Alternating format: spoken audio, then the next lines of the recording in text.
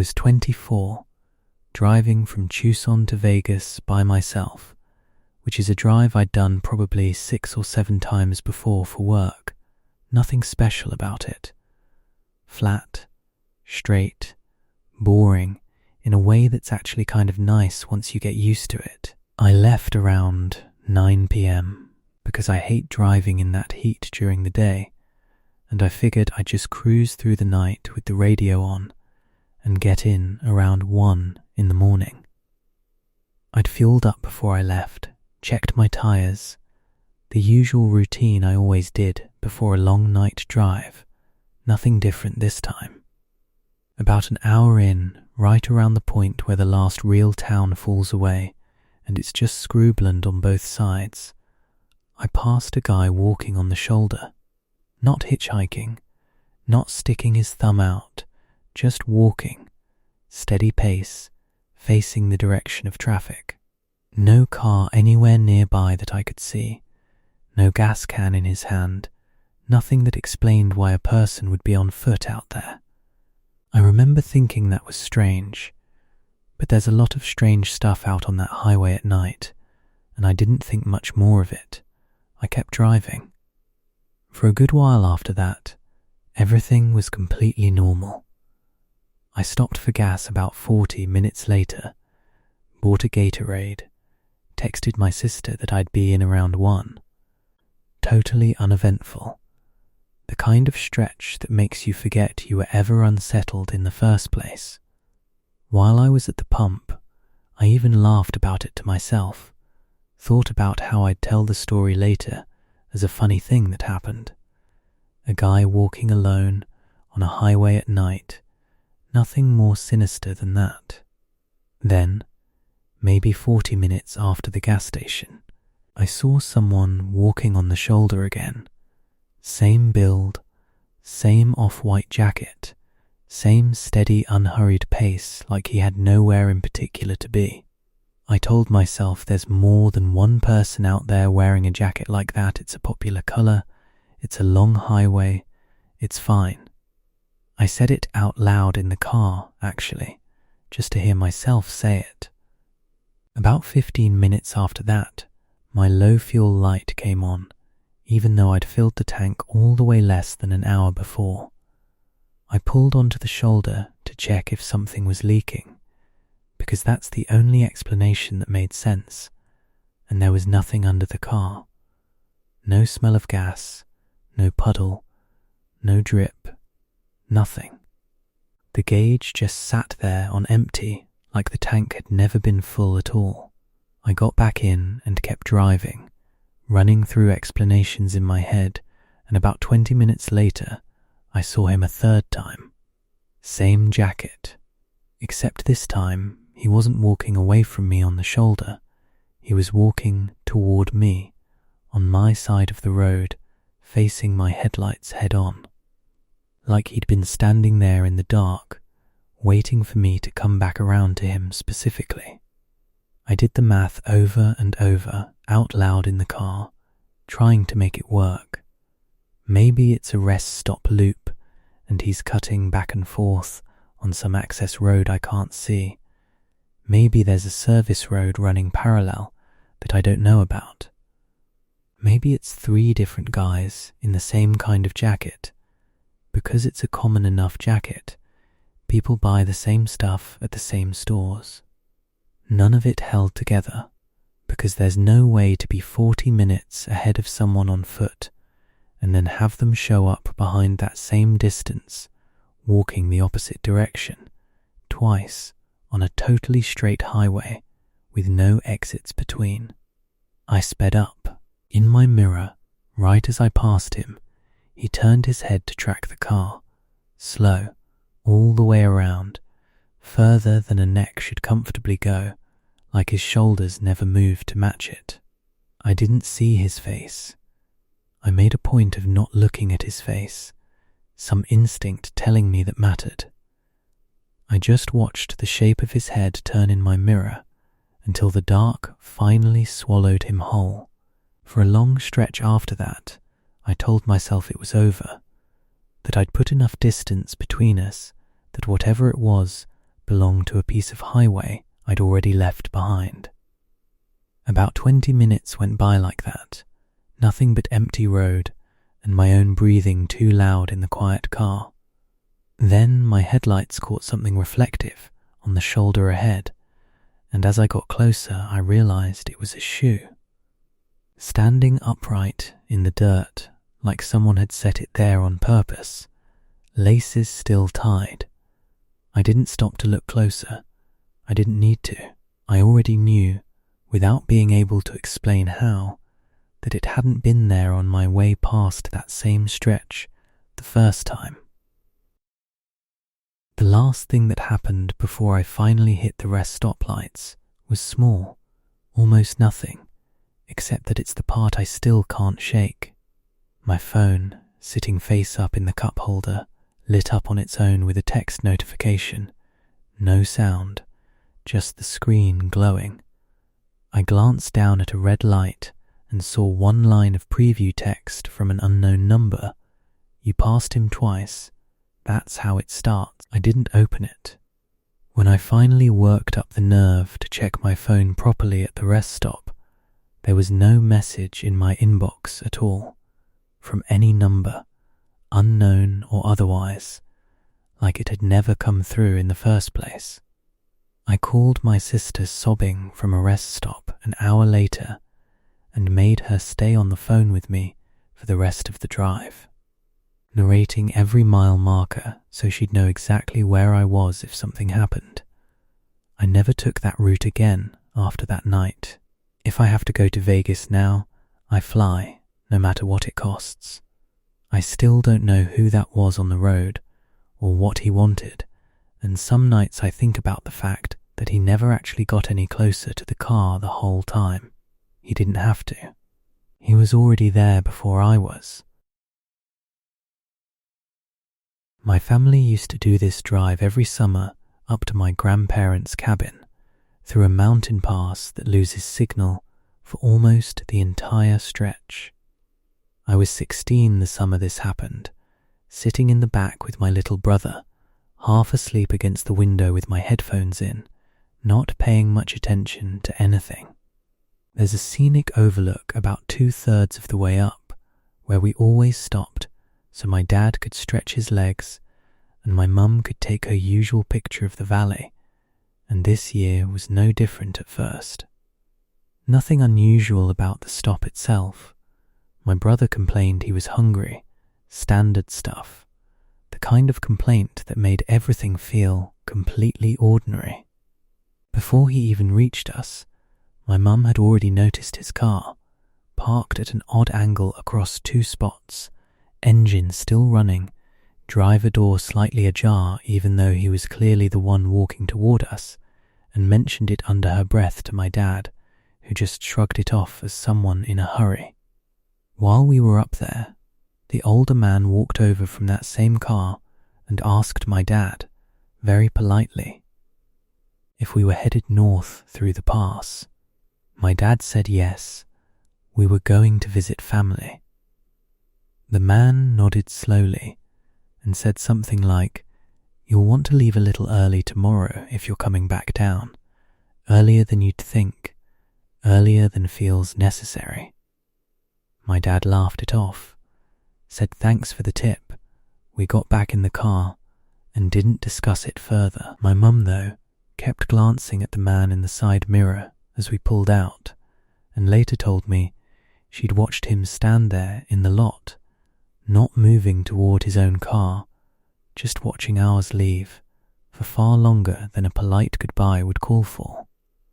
The drive continued totally normal for another 20 minutes or so, winding up through switchbacks, my mum pointing out a hawk circling somewhere off to the west.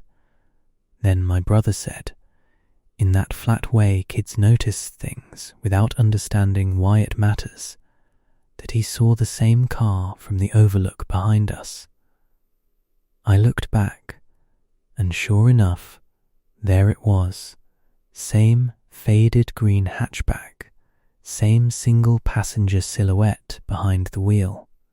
It passed us not long after that, which was strange, because there wasn't a passing lane where he did it, and my dad had to swerve slightly onto the gravel shoulder to avoid a head-on collision as the man cut back into the lane just in time. My dad was furious, laying on the horn, yelling something none of us had heard him say before. Then, not even a mile up the road, we found the man's car pulled onto the shoulder again, empty driver door hanging wide open, engine still running, the radio inside still playing faintly. We slowed down. My dad rolled down the window to see if the man needed help, some part of him still assuming this was just a car trouble situation. Nobody around. No sign of him on either side of the road, which in that section is basically a sheer drop on one side and solid rock face on the other. Nowhere at all for a person to have gone in the time it would have taken us to catch up. My dad decided against getting out, which I've thanked him for more times than I can count since. We kept driving, slower now, everyone quiet. About 10 minutes further, in a spot where the road curves tight around the mountain's shoulder, my mum said, very quietly, without looking back at any of us, "Don't slow down for anything, no matter what you see," which she'd never said before in her life, not on any drive, not for any reason. We didn't ask why. My dad didn't slow down. In the side mirror, I watched the curve we'd just come round, and for just a second, before the road bent out of view completely, I saw someone standing exactly in the middle of our lane, facing the direction we'd driven from. Not us, not the road ahead, just staring back the way we'd come, like he was waiting for something else entirely. Before we'd even gotten that far, though, right as we came around the curve where I'd seen the figure, my brother's cheap handheld radio, a toy he'd brought for the trip that hadn't picked up a single station the entire drive because of the mountains, crackled to life for exactly 3 seconds with a burst of what sounded like a man's voice, too distorted to make out actual words, before going dead again for good, battery drained completely, though it had been fresh that morning. Nobody spoke for a long time after that, my brother finally waking up enough to ask what was wrong, and none of us having an answer that made sense out loud. About 10 minutes further, my dad checked the mirror out of some reflex he couldn't explain later, and said, very evenly, that the road behind us was empty now, which shouldn't have needed saying at all unless some part of him had expected otherwise. Nobody asked him what he'd thought he might see instead, and he didn't offer it. We got to the cabin fine that night, nobody saying much the rest of the drive. We left a full hour before sunrise the next morning, like the man had told us to, though none of us said out loud that that's what we were actually doing. Nobody ever found out who he was, or whose car that had been, because when my dad mentioned it to the rangers at the entrance station on our way home, they checked their logs and said there'd been no report of an abandoned vehicle on that stretch all week. No tow, no call, nothing on record at all. I drove long-haul, overnight routes for about 2 years, mostly Midwest stuff, corn and soybean country, roads so straight you could set the wheel and barely touch it for 20 minutes at a stretch. This story's from my second year, on a route I'd run probably 50 times before, without a single strange incident worth mentioning. The truck was running fine, the roads were empty the way they always were at that hour, and I was maybe 2 hours into a route I could practically drive, with my eyes closed. It was maybe 2 a.m., middle of nowhere, Nebraska, and I noticed a farmhouse set back off the road, with every single light on, every window lit up, porch light on, garage light on, even what looked like a light in the barn out back. In farm country at 2 a.m, that's unusual, but not alarming on its own. Could be somebody up with a sick kid, could be anything at all. I clocked it and kept going, honestly barely thinking about it again. Everything was fine for the next hour or so of driving. I stopped, stretched at a rest area, had some coffee from my thermos, listened to a podcast about something completely unrelated. Standard, boring night, the kind that makes the job tolerable. On the way back through that same stretch, maybe 5 hours later, closer to sunrise, the farmhouse was still lit up exactly the same way. Every light still on, nothing changed. That stuck with me a little more this time, but I figured maybe they just forgot to turn things off overnight, or somebody was still up for whatever reason people are up at that hour.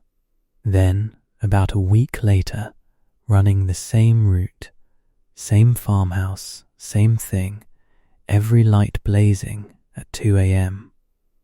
On the dot, I started actually paying attention after that, and over the following month, I counted 6 more nights where I passed that house and every light was on, always exactly the same lights, always exactly the same time window, give or take a few minutes. Never a car in the driveway that I could see, never any lights off, never any new ones added, never any change at all, like a photograph of a house rather than an actual one.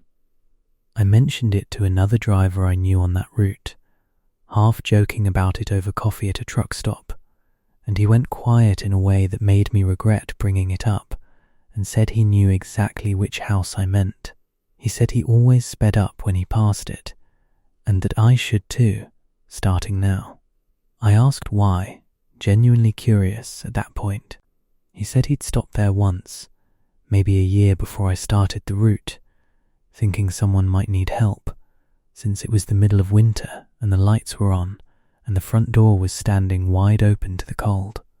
He said he knocked, called out a few times, nobody answered. He said the inside of the house looked lived in when he peered through the doorway, dishes in the sink. A coat on a hook by the door, TV playing quietly to an empty room, a kettle on the stove like someone had just stepped away, but there wasn't a single photo anywhere in the house that he could see. Not one, on any wall, on any surface, no frames, no fridge magnets holding up school drawings, nothing personal at all, like a house staged carefully to look occupied by someone who'd never actually lived there or met the people it was supposed to belong to. He said the one thing that finally made him back off the porch entirely was the kettle. It had been whistling faintly the whole time he stood there in the doorway, a low, thin sound he'd assumed was just the wind at first, except the longer he listened, the more it sounded less like steam and more like something trying to hold a single note, on and off, in a rhythm too even to be an appliance running its course. He left without going further inside, said something about the quiet in there feeling wrong, in a way he couldn't explain to me even now. I asked if he ever found out who owned it, or reported it to anyone. He said he tried, once out of nagging guilt, and the county records had no listing for a structure at that address at all. As far as anyone official was concerned, there was nothing standing there to report in the first place.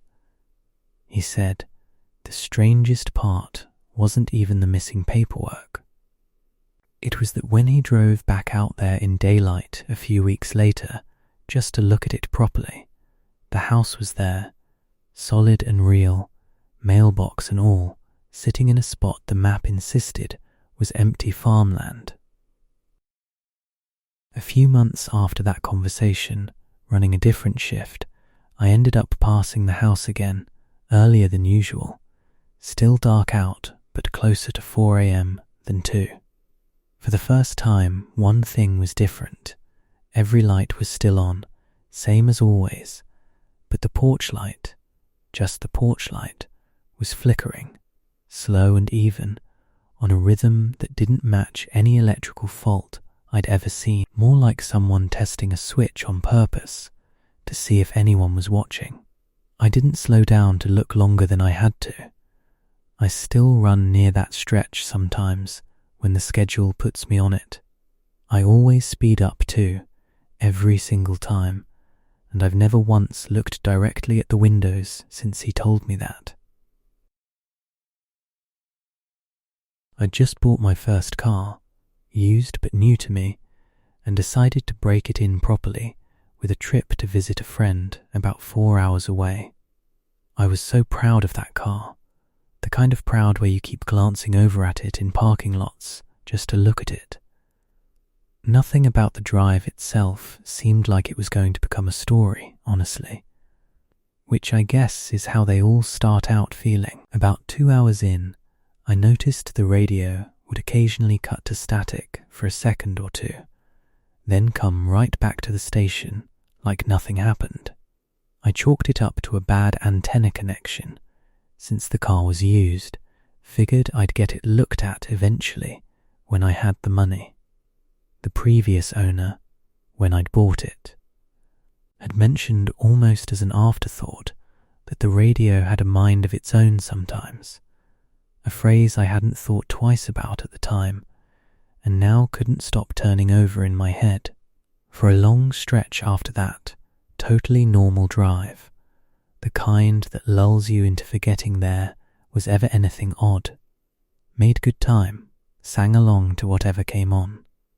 Stopped once for gas station snacks and ate them one-handed on the highway, feeling silly for having been unnerved by a bit of static in the first place.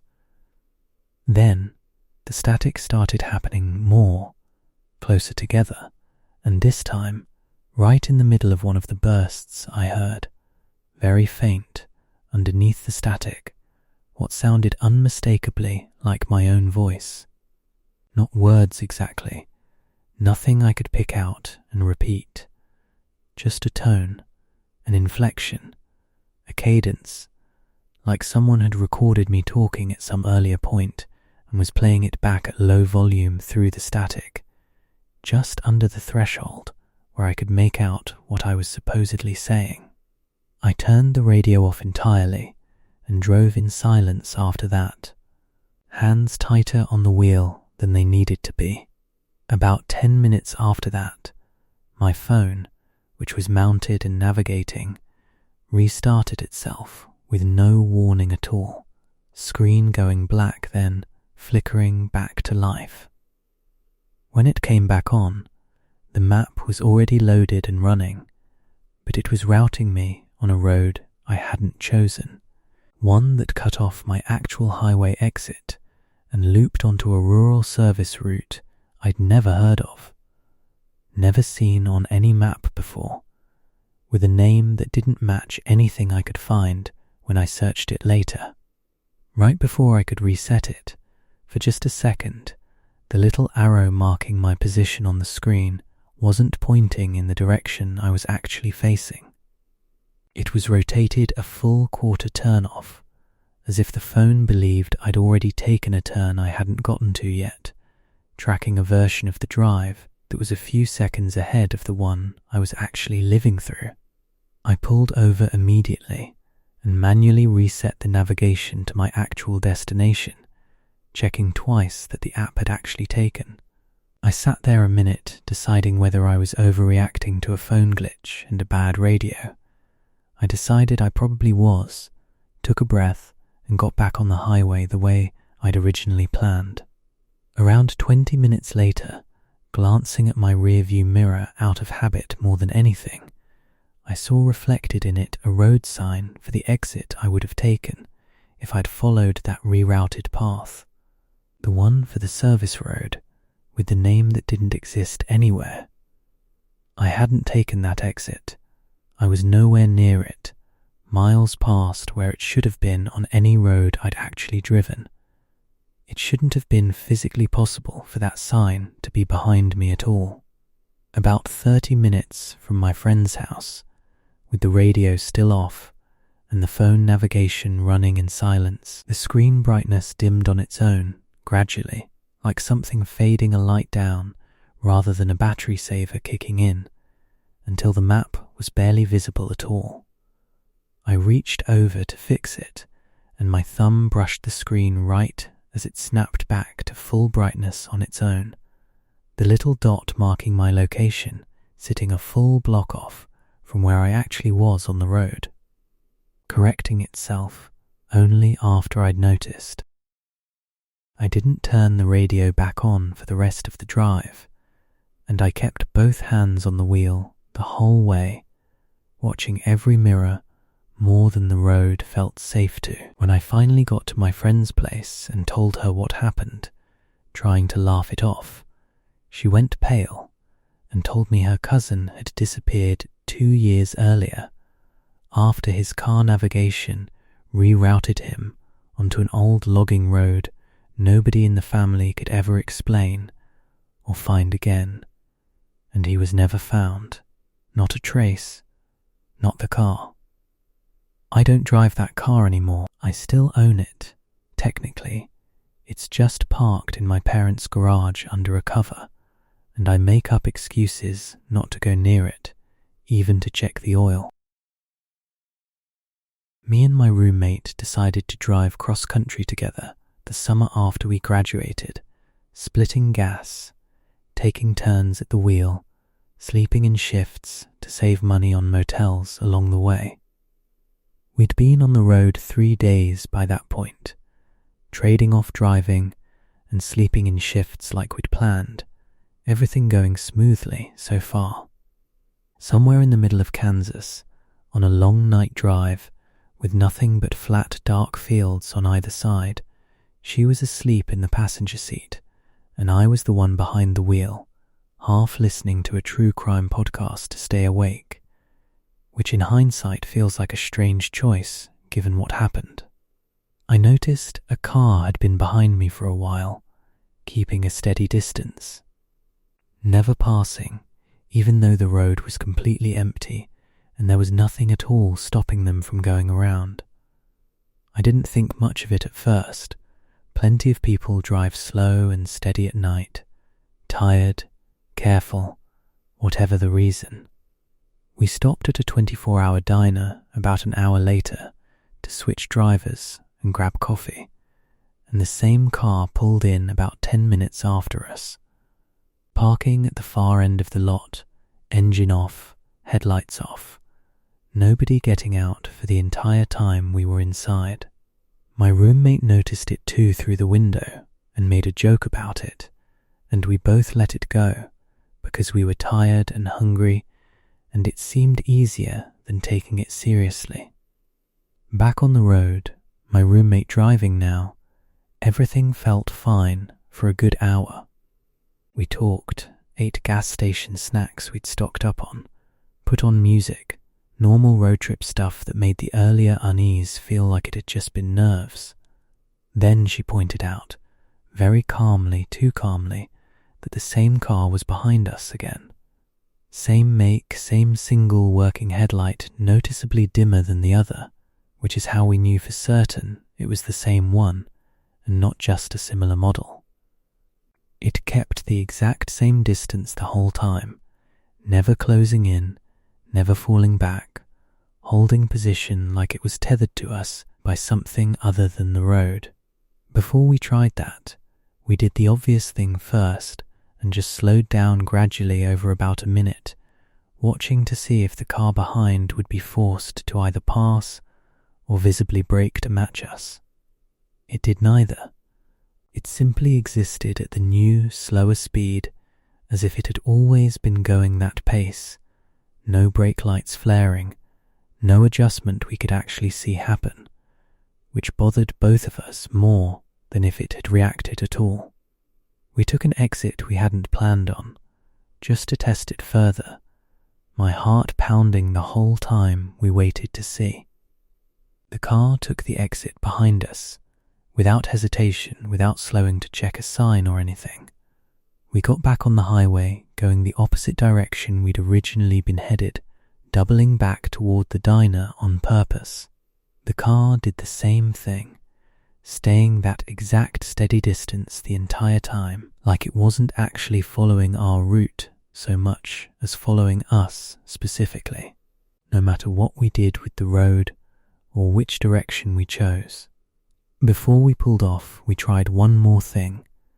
Mostly out of desperation, we cut our headlights entirely for a stretch of road with a wide shoulder, coasting slow, hoping the car behind us would be forced to close the distance without our lights to gauge by.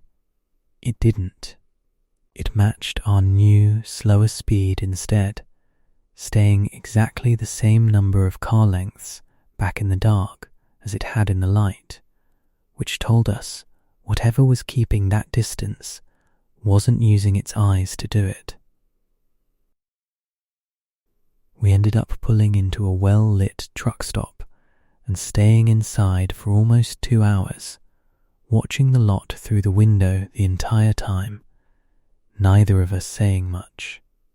At one point during those 2 hours, a waitress refilling our coffee glanced out the window toward the lot and asked, completely unprompted, if that car had been out there when we arrived, said something about it looking familiar from a few weeks back, then trailed off and changed the subject when I asked her to explain what she meant, like she'd caught herself saying more than she'd intended to.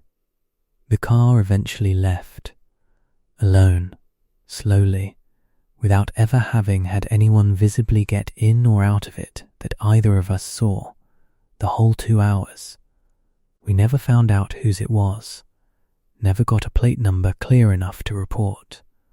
We finished the trip taking turns staying awake, even when it wasn't our shift to drive, both of us watching the mirrors more than the road ahead, and neither of us has done an overnight road trip since, even years later. I want to say up front that I don't usually pick up hitchhikers, but this was a young woman, alone, on a stretch of highway, with absolutely nothing around for miles in either direction, and it was starting to get dark, so I stopped without thinking too hard about it. She got in, thanked me quietly, said her car had broken down a few miles back, and her phone was dead, no charger of her own. Totally normal, sympathetic situation, the kind that makes you glad you stopped. I offered her my charger, she plugged in, we made small talk about where she was headed and how her day had gone. For the first half hour, nothing felt off at all. She was pleasant, a little quiet, which I figured was just because of the stress of her car breaking down alone out there. She'd mentioned, early on, that she didn't want to bother anyone by calling for a tow until she'd figured a few things out first, a phrase that struck me as oddly specific for someone who was supposedly stranded and scared, but I let it pass without comment. Then I noticed she kept glancing at the side mirror, not the rear view, the side mirror specifically, over and over, every couple of minutes. A habit that started to feel less like nerves and more like checking for something. I asked if everything was okay, and she said yes, just checking the road, and left it at that. A little after that, she asked me, almost too casually, if I usually took this exact route, or if I ever varied it depending on the day.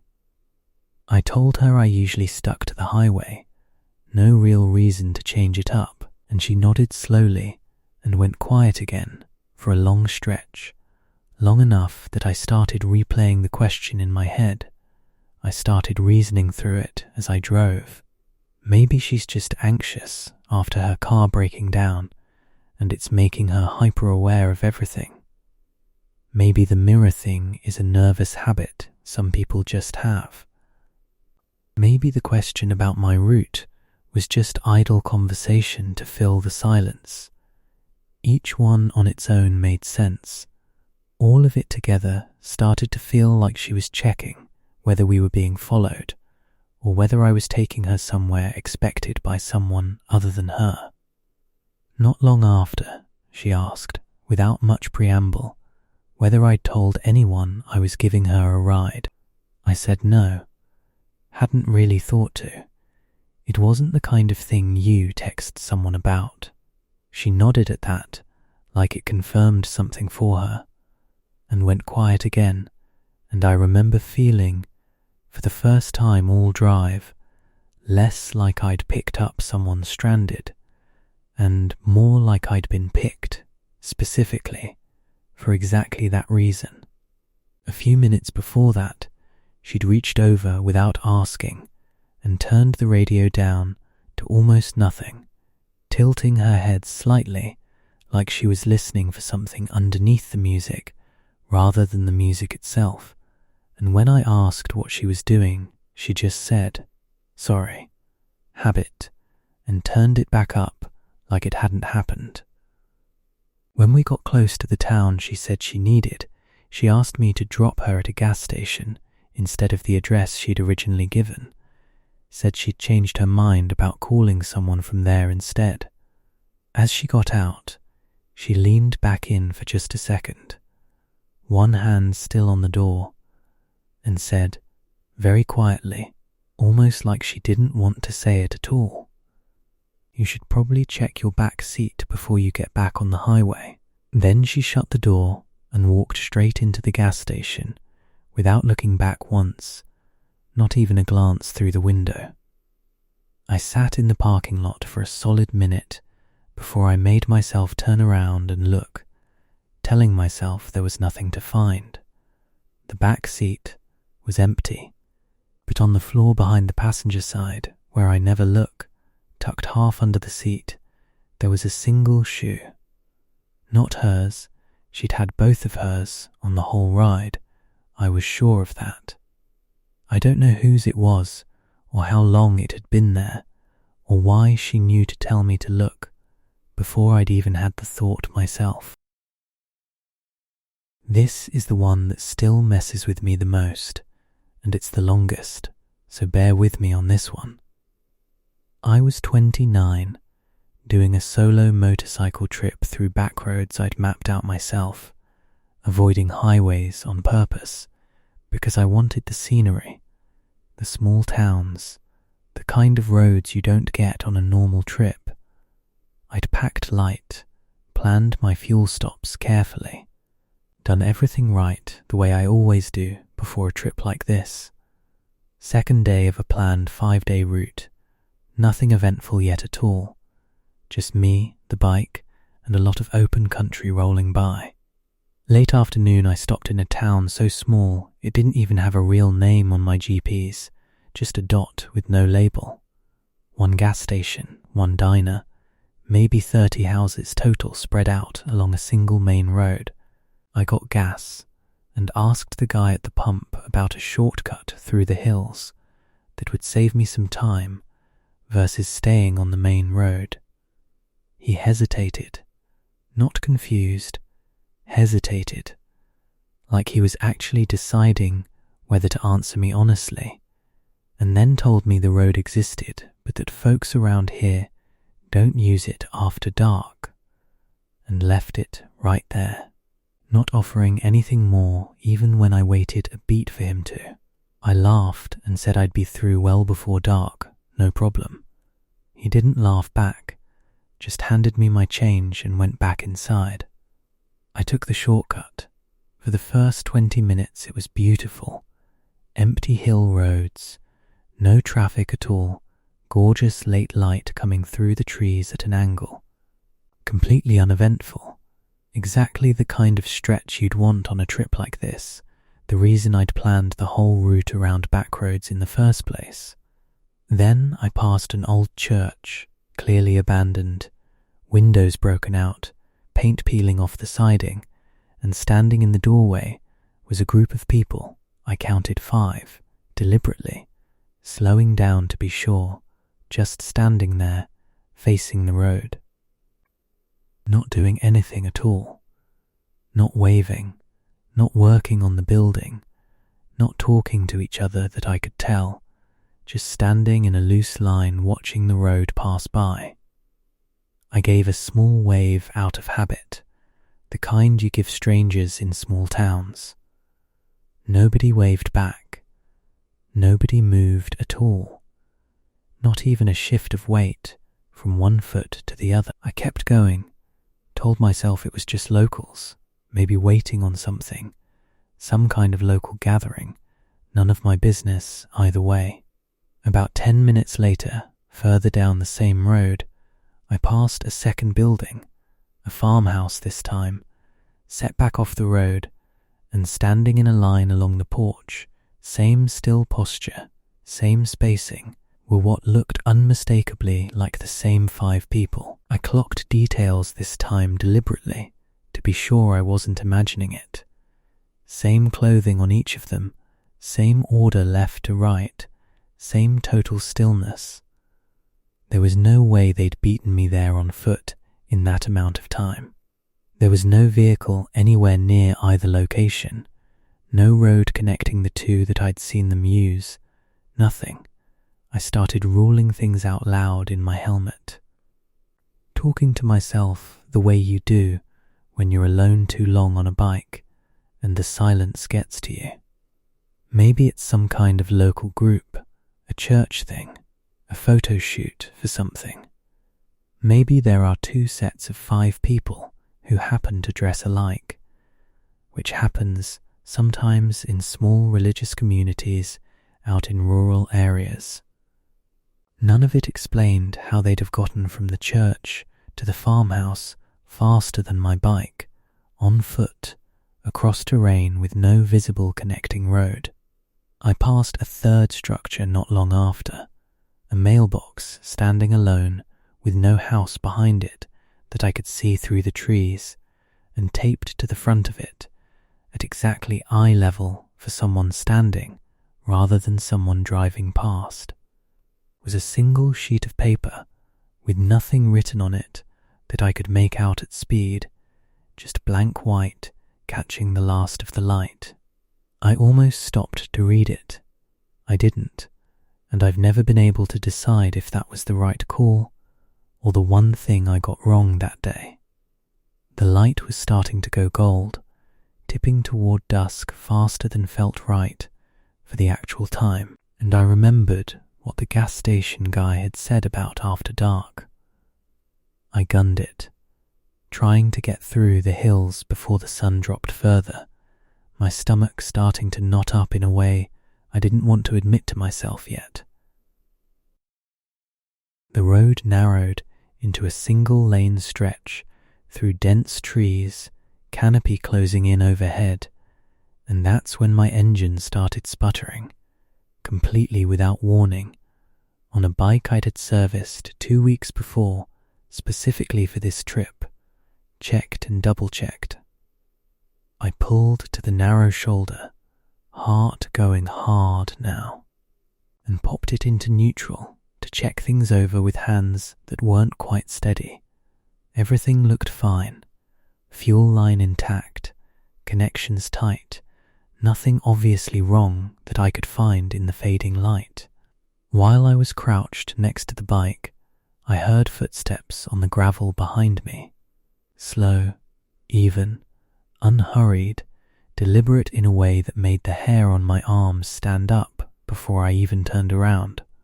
I turned around expecting, hoping, to see someone from a nearby house coming to help a stranded stranger. Standing about 30 feet back on the road, just past where the trees opened up into that gold light, was one person, not moving at all. I couldn't make out the face. The light was behind them, throwing them into a kind of grey silhouette, even though it wasn't fully dark yet, which didn't make sense given the angle the sun should have been hitting them from. I said hello, my voice sounding thin even to me. No response. I asked if they needed help, some part of my brain still insisting this was a normal situation with a normal explanation. They took one single step forward and stopped again, exactly like that. One step and no more, like something testing whether I'd run. In that same stretch of silence, before I made myself move, I noticed something I hadn't clocked at first. The trees on either side of the road, which had been full of the ordinary noise of birds and wind the entire ride, had gone completely silent, not gradually, but all at once, like someone had cut the sound out of the whole hillside the moment that figure had stepped forward. I've thought about this moment more than any other moment of my life since. I didn't run. I didn't scream. I got back on the bike with hands that somehow worked despite the shaking, and by some miracle it started on the first try, and I rode away without looking back, not even in the mirrors, because some part of me understood. Not decided, understood. The way you understand something is hot before you've touched it, that looking back would matter in a way I couldn't afford to find out. Somewhere in that last stretch, headlight cutting through the dark ahead of me, I caught a flash of something pale off to the side of the road, low to the ground, gone the instant my beam swept past it, too quick to say for certain what it had been, or whether it had ever been anything at all, rather than a trick of the light. I made it out of the hills right as full dark hit, riding faster than I should have on unfamiliar road. I never went back to that gas station, and looking at maps since, multiple times, obsessively, I genuinely cannot find that shortcut road again, on any map, even ones that show old unpaved farm roads that don't officially exist anymore. I'm not saying it doesn't exist, I'm saying I can't find it, and I've looked harder than I probably should have, and some nights I'm relieved about that, and some nights it bothers me more than anything else in this whole story. I was driving home late from visiting my parents, a route I knew well, done it dozens of times without a second thought, and stopped at a gas station I'd used just as many times before, out in a stretch with almost nothing else around for miles. Totally routine stop at first, nothing different about it in any way I noticed walking in. The attendant, an older guy I vaguely recognized from previous stops over the years, seemed unusually intent on getting me to leave quickly. Not rude about it, just insistent, asked if I needed anything else almost the moment I walked through the door, kept glancing toward the parking lot through the window while he rang me up. I paid this no real mind at first, figured he was just ready to close up for the night, or tired after a long shift, the kind of thing you don't think twice about. At one point, ringing me up, he'd asked, almost too casually, whether I was driving alone, and when I said yes, something in his expression tightened for just a second before he smoothed it back into a polite customer service smile. I filled my tank, no issues at all, everything mechanically fine with the pump and the car, nothing unusual there.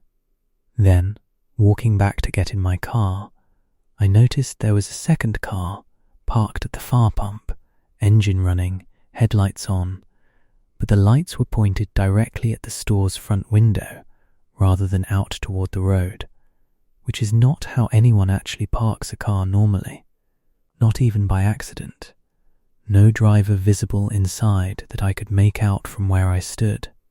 Right as I was getting in, I glanced back toward the store window out of habit, and for just a moment, the reflection in the glass didn't line up with the parking lot behind me the way it should have. The second car's headlights showed clearly in the reflection, angled toward the store like I'd noticed. But when I turned to look at the actual car directly, Its lights were pointed straight out at the road, like any normal parked vehicle would be, only shifting back to that wrong angle once I'd looked away again. I got in my car and started to pull out, and as I did, the attendant came outside, which he hadn't done for any other customer while I was there, hadn't done in any visit I could remember, and just stood in the doorway watching me leave, not waving, not doing anything at all, just watching, until I was fully out of the lot and onto the road. About a mile down the road, I checked my mirror out of habit and saw the second car's headlights pull out of the station behind me, still pointed at that same wrong angle that made no sense for someone actually driving forward. Like the wheel wasn't being used to steer so much as the car was simply moving in a straight line regardless of the road's curve. At one point, trying to convince myself it was just a distracted driver, I slowed down deliberately to let it pass and confirm there was an actual person behind the wheel. It slowed too, matching me almost exactly, dropping back just enough to hold the same gap it had the whole time, never once closing the distance even when I made it easy. I sped up. The lights stayed exactly the same distance back for almost 5 minutes. Despite that, then, without any turn I saw or any exit I passed, they were simply gone from my mirror entirely, not receding into the distance, gone between one glance and the next, like someone had switched them off mid-frame. I called the gas station's number the next day, out of nervous curiosity more than anything, to ask the attendant if he'd noticed the other car too, maybe get some explanation that would let me stop thinking about it. Nobody who worked there recognized the description of him I gave: heavyset, grey beard, blue vest with a name tag I hadn't been able to read, and told me nobody matching that had worked a shift there in over a year, and that they only had 2 employees total anyway, neither of them fitting what I'd described. I signed up for a long-distance rideshare app to split gas and driving on a trip across 3 states, matched with 2 strangers I'd never met before, a guy about my age and an older woman travelling separately for her own reasons. I'd used the app a handful of times before without any issue, always a smooth experience, so I didn't think twice about matching with 2 people I'd never met. First hour or 2, totally normal small talk, nothing weird about either of them at all, the kind of pleasant strangers you're relieved to be stuck with for a long drive. Somewhere into the second hour, the older woman, sitting in the back, started asking oddly specific questions about our route, not where we were going overall, but which exact roads, which exits, in a level of detail that seemed strange for someone who'd said this was her first time doing a trip like this. The guy driving noticed it too, and I saw him glance at me in the rearview mirror like, "Is this normal to you? Is this weird?" I shrugged it off outwardly, not wanting to be rude to someone we'd just met. Inwardly, I started paying a lot closer attention to everything she said after that. We stopped for food a while later, and while the woman was in the bathroom, the guy told me quietly, leaning across the table, that when he'd matched with her on the app that morning, her profile picture and her name hadn't quite matched who showed up at the pickup spot. Different face, similar first name. Close enough that he hadn't questioned it in the moment, figuring maybe it was an old photo. But now, hours later, it was really bothering him. We got back on the road after that, both of us quieter than before, and the woman kept up the same pattern of hyper-specific route questions, plus started commenting on landmarks before we actually reached them, describing a gas station, a water tower, a particular curve in the road coming up, seconds before each one physically appeared around a bend, like she already knew this exact stretch of highway by heart, despite claiming outright she'd never driven it before. We rationalized it every way we could between glances at each other. Maybe she's driven it before and just forgot to mention it. People do that. Maybe she's paying close attention to a map on her own phone and reading it out loud without realizing. None of that explained the mismatched profile picture from that morning, or how she could describe things around a blind curve seconds before we could see them ourselves with our own eyes. At one point, the driver tried testing it, casually mentioning a landmark that didn't actually exist on our route, just to see what she'd say. She agreed with him instantly, said she remembered it too, described it back to him in detail that matched nothing real at all, confirming a place that had never been there in the first place. Right before that stop, she'd said one more thing that neither of us brought up again until much later. She mentioned, casually, the exact make and colour of a car that had passed us going the other direction almost 40 minutes earlier, a detail neither of us had said out loud to her or to each other, and one she had no way of knowing unless she'd been watching far more closely than a first-time passenger reasonably would.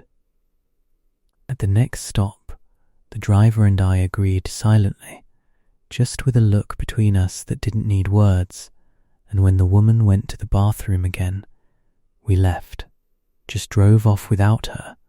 No discussion, no plan, just both of us getting back in the car at the same moment and him pulling out immediately onto the road.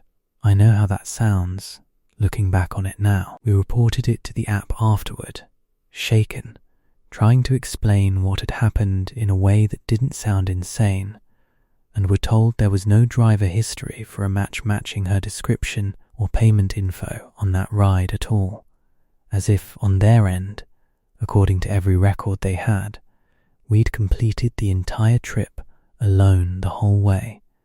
No third passenger ever logged. The support agent, oddly, didn't seem surprised by any of it, just asked, in a tone that felt more like routine than concern, whether we'd left anything of hers behind in the vehicle.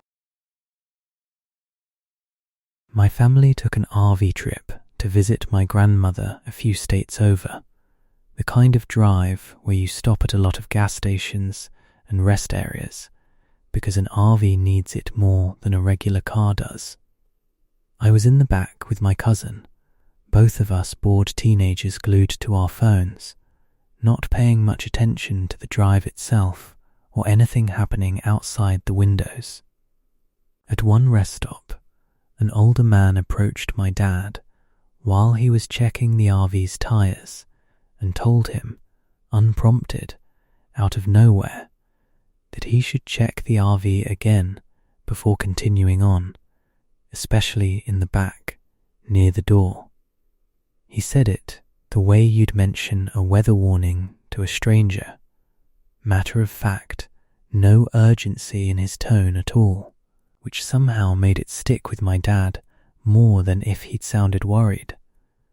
My dad thanked him, a little confused, assumed he meant something mechanical he could see from where he was standing. He checked the hitch and the tyres again carefully. Everything looked completely fine, nothing loose, nothing wrong. We got back on the road after that. For a while, nothing seemed different at all, just the normal hum of driving in an RV, my cousin and I playing cards at the little fold-down table in the back. Then my cousin pointed out that the side door, which locks from the inside with a manual latch, was unlatched, even though my mum always double-checked it before every single stop specifically because she was paranoid about it popping open on the highway. We re-latched it together and didn't think much more of it at the time, figured someone had bumped it. About 20 minutes later, it was unlatched again. This time, we both watched it for a while afterward, staring at the little metal latch, and neither of us saw it move. No bump in the road, no turn sharp enough to explain it, nothing that would account for a latch shaking loose on its own, especially not twice in under half an hour. While he had the panel open checking it, my cousin, still sitting near the door, said quietly that he could smell something faint coming from the seam around the frame, something like the ocean or old rain, which made no sense given we were hundreds of miles from any coast and hadn't seen a drop of weather the entire trip. Nobody else could smell it when they leaned in to check, only him, and only for as long as the panel stayed open. We told my parents, and my dad pulled over at the next wide shoulder to check the mechanism itself thoroughly, and found nothing wrong with the latch. No looseness, no defect, no worn parts, functioning exactly as it should every time he tested it manually. In between those two checks, my cousin noticed something else, almost as an afterthought, a small handprint on the inside of the door's window, low down, about the height of someone sitting rather than standing. Faint like breath fog, but the glass was cold and dry when he touched it. He wiped it away without saying much, and neither of us mentioned it to my parents at the time, not wanting to sound dramatic on top of everything else. We got back on the road, and this time my mum sat closer to the door to keep an eye on it herself, not trusting it to stay shut on its own anymore. She said later, much later, that at one point, without the Arv hitting any bump or taking any turn, she heard the latch click open on its own. Slow, deliberate, like someone had turned it with actual intention, rather than it simply shaking loose from vibration. She was looking directly at it when it happened, and there was nobody near it but her in that whole section of the Arv. We drove the rest of the way with someone sitting against that door the entire time, taking turns. When we got to my grandmother's and told her the story over dinner, half expecting her to laugh it off, she went quiet for a second instead and told us that Ava had belonged to a family friend of hers who'd sold it to my parents the year before, after his wife had passed away during a road trip in that exact vehicle, in the back, near that exact door. Nobody had ever told us that when we bought it, not one word.